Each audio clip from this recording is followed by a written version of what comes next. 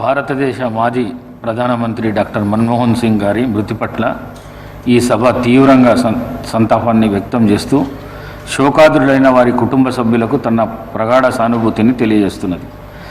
వీరు 1932 సెప్టెంబర్ 26 తేదీన అవిభక్త భారతదేశంలో పంజాబ్ రాష్ట్రంలోని ఘా గ్రామంలో జన్మించారు. వీరు ప్రాథమిక మరియు మాధ్యమిక విద్యను పంజాబ్ రాష్ట్రంలో పూర్తి చేశారు.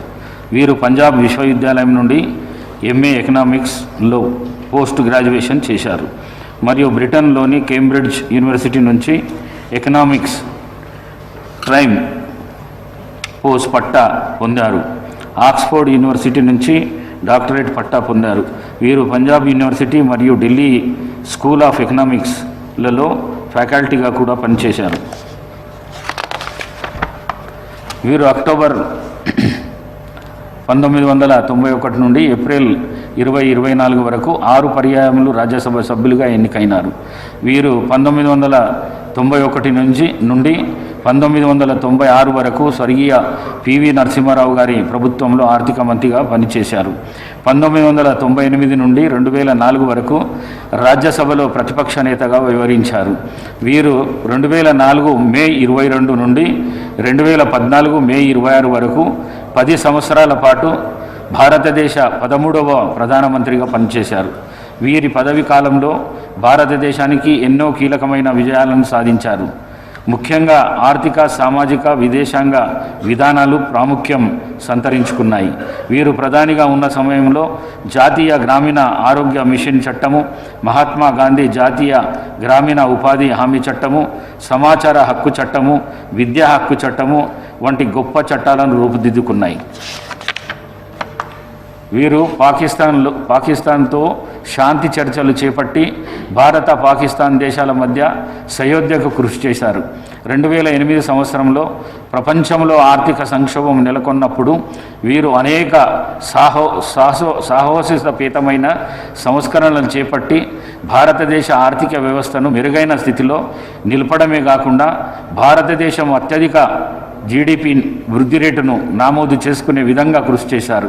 వీరు 1971లో భారత ప్రభుత్వ వాణిజ్య మంత్రిత్వ శాఖ ఆర్థిక సలహాదారుగా పనిచేశారు. తర్వాత కొద్ది కాలానికే 1972లో ఆర్థిక మంత్రిత్వ శాఖ ప్రధాన సలహాదారుగా నియమితులయ్యారు. వీరు 1976 నుండి 80లో ఆర్థిక మంత్రిత్వ శాఖ కార్యదర్శిగా, 1982 నుంచి 85లో రిజర్వ్ బ్యాంక్ ఆఫ్ ఇండియా గవర్నర్గా, 1985 నుండి 87లో ప్రణాళిక సంఘం డిప్యూటీ చైర్మన్గా, 1987 నుంచి 90లో జెనీవాలోని సౌత్ కమిషన్ సెక్రటరీ జనరల్గా, 1990 నుండి 91లో ప్రధానమంత్రి సలహాదారుగా, 1991లో యూనివర్సిటీ గ్రాంట్స్ కమిషన్ చైర్మన్గా పనిచేశారు. వీరు 1991 నుంచి 1996 వరకు ఆర్థిక మంత్రిగా ఉన్న 5 సంవత్సరాల కాలంలో స్వతంత్ర భారతదేశ ఆర్థిక చరిత్రలో కీలక పాత్ర పోషించారు. ఆర్థిక సంస్కరణలకు సంబంధించి సమగ్ర విధానము ఆవిష్కరణలో ఆయన నిర్వహించిన పాత్ర నేడు ప్రపంచవ్యాప్తంగా గుర్తింపు పొంది అత్యంత ప్రగతిశీల నేతగా అందరి మన్నలను పొందారు. వీరు ప్రజా జీవితంలో ఎన్నో పురస్కారాలు అందుకున్నారు. 1987లో భారతదేశ అత్యున్నత పౌర పురస్కారాల్లో 2వది అయిన పద్మవిభూషణ్, 2002లో అత్యుత్తమ పార్లమెంటేరియన్, 2010లో వరల్డ్ స్టేట్స్మెన్తో సహా మరెన్నో జాతీయ మరియు అంతర్జాతీయ అవార్డులు అందుకున్నారు. కేంబ్రిడ్జ్ అండ్ ఆక్స్ఫోర్డ్తో సహా అనేక ప్రముఖ యూనివర్సిటీల నుంచి గౌరవ డాక్టరేట్లు పొందారు. వీరు అనేక అంతర్జాతీయ సదస్సులకు భారతదేశం నుంచి ప్రాతినిధ్యం వహించారు.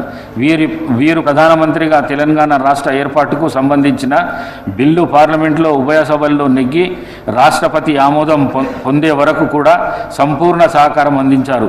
తెలంగాణ ప్రజల సుదీర్ఘ కలను సాకారం చేసిన ఆ మహానేత సేవలు సదా చిరస్మరణీయం.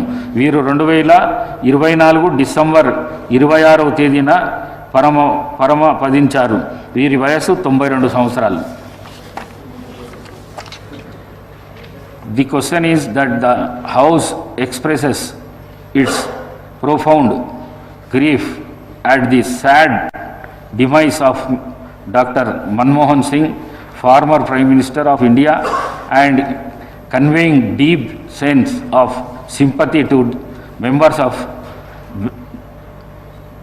bereaved family, and that is House resolves to urge the Union government to confer the highest civilian honor, Bharat Ratna, on the Dr. Manmohan Singh, former Prime Minister of India.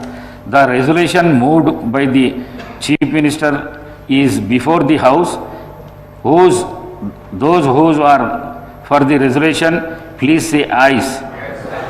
Those who are against, please say no. Ayes have it, ayes have it. The resolution unanimously adopted.